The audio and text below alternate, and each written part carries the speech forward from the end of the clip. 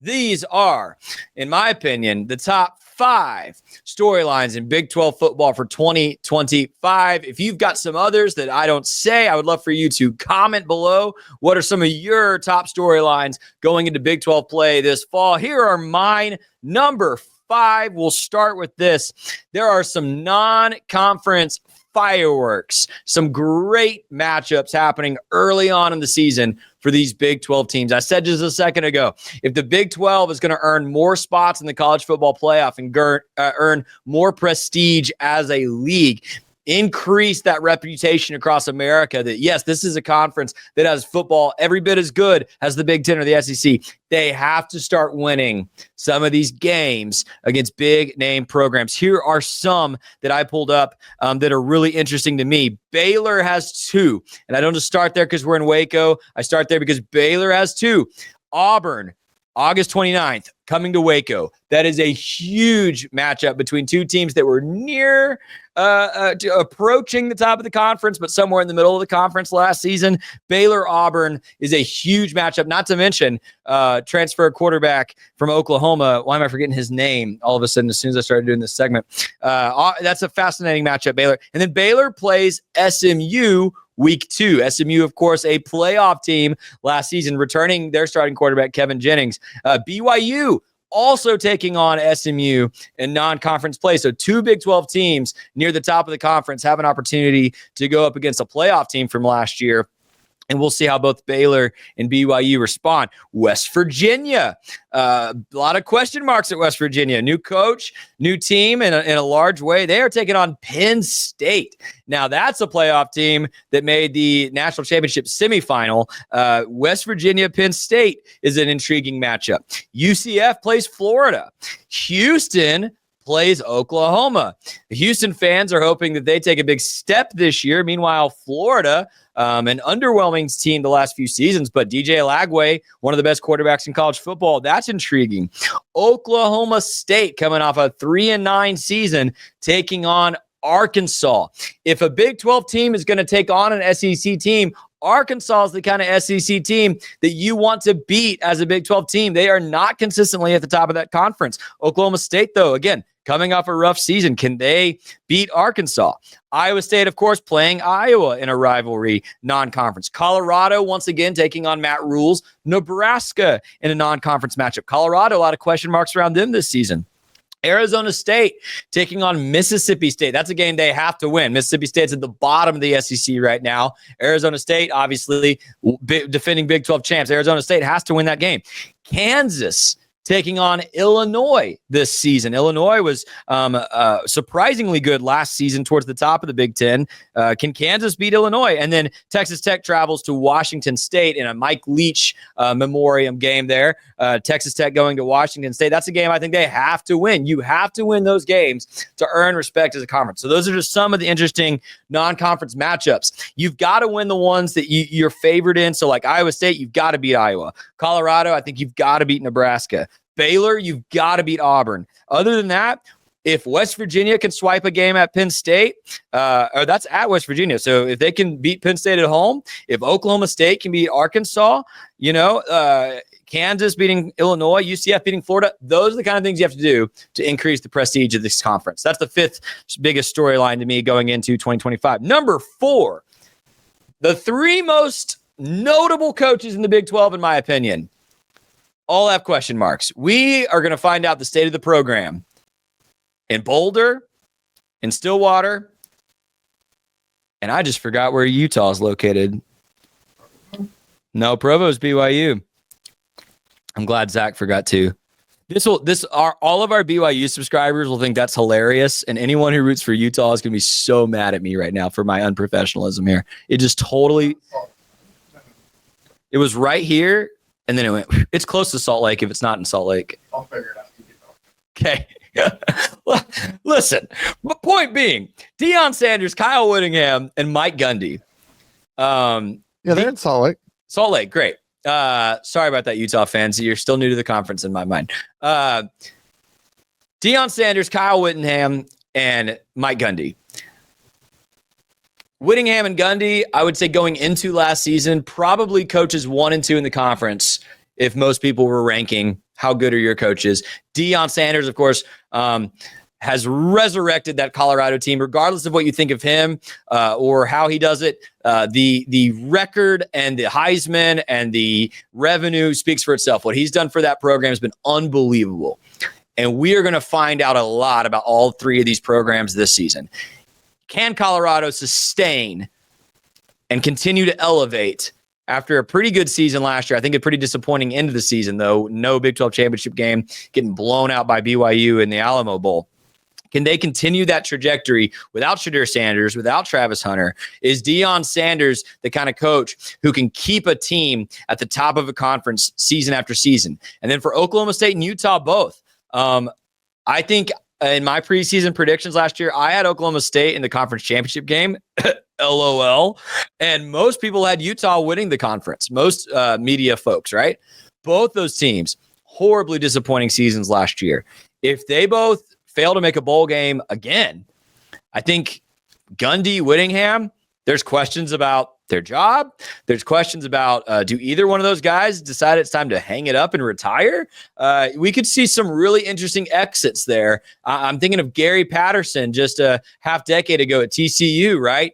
Legendary coach, elevated that program to crazy heights, and then a few rough seasons, and he had to leave.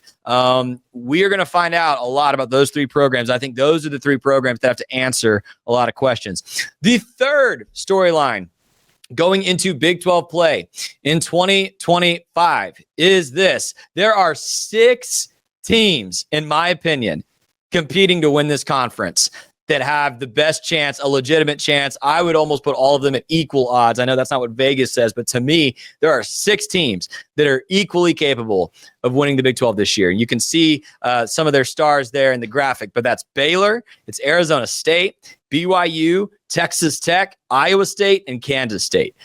Depending on who you talk to on the given day, any of those schools has a legitimate claim at being the favorite to win the Big 12. It is so, this is what to me makes the Big 12 more fun to watch if you're a casual fan than maybe even the Big 10 and the SEC. It is pure chaos. Arizona State picked last in the conference last year, won the conference. Utah picked first, finished at the bottom. I had Oklahoma State finishing second in the conference last year. They finished at the bottom. You never know. So, by the way, it also would not surprise me if a school wins the Big 12 that is not one of these 6 that I would pick. Like, you just do not know. But I think all 6 of these schools have a really, really strong chance based on their schedule and their talent to win the Big 12. We will probably make our official Big 12 picks later this summer as we prepare for football in a better way. But I think this is going to be a fascinating 6-horse race to the top. And you are just fighting. If you're one of these 6 schools, you are just fighting to get to Arlington and play in that Big 12 championship game. Because, again, that is the auto bid to the playoff. And the Big 12, still with the 12-team format this one more season, is only guaranteed one team. We saw that last year, right? Iowa State lost that game in a bad way to Arizona State. No shot at a at-large playoff bid. So all these schools competing for that Arlington opportunity to go to the playoff. I think it's going to be a fascinating race to watch. A lot of drama between those 6. That being said, is there room for 2 at the table in the college football playoff for the Big 12? I think that's the second most interesting storyline to me going into 2025. I think conventional wisdom says no, there is not room for 2. You can hit that graphic, Zach. There's not room for 2. At the top for the Big 12. I don't think there's much of a shot that 2 Big 12 teams get in, but it is not inconceivable to think because all these schools don't play each other that maybe, I know Arizona State and Baylor play each other, so that wouldn't be a good example, but let's say dream scenario for Scotty, Baylor goes undefeated through conference, makes the championship game. BYU, for whatever reason, loses a game or 2 in conference, makes the championship game. And then BYU beats Baylor to win the conference championship. But then you've got a 1-loss Big 12 team, or let's say 2-loss. Maybe we lost to SMU as well. But you've got a 1 or 2-loss Big 12 team that went undefeated in conference play, lost in the championship game, and makes the playoff as an at-large. This is not inconceivable. TCU just did this in the 14 playoff a few seasons ago. Undefeated through conference play, lost to Kansas State in the conference championship game. TCU made the national championship game in a season they did not win the Big 12 in a 4-team playoff format. So I don't think it's crazy to think that if one of these teams just absolutely runs the table and then loses in Arlington, I think you could have 2 Big 12 teams sneak into that playoff. I don't think it's likely. I don't think there's any of these teams that are going to be favored to go undefeated or to lose one game. I think the Big 12 beats up on itself quite a bit. But we will see. Could the Big 12 get 2 teams in? The ACC did it in a similar scenario last season. Remember, SMU lost to Clemson in the conference championship game. Clemson had no business being in that playoff. They won their conference championship game. Both teams got in. Let's see what happens with the Big 12. And then the number one story going into 2025 for the Big 12, and we've talked about this last month. I think this is the deepest quarterback conference in America. Almost every one of these Big 12 schools has a starting quarterback they feel really good about. There's some question marks. There's some question marks right now in BYU for circumstances we've discussed. There's some question marks in Colorado because they've got 2 really good options there. But for the most part, from like 1 through 13 in this conference, you know who your starter is, and you're probably pretty happy. On this graphic, I put Devon Dampier at Utah, New Mexico transfer. He wasn't in my top 5 Big 12 quarterbacks last month, but I got a lot of comments like, where's Dampier? Utah, he's going to be a beast.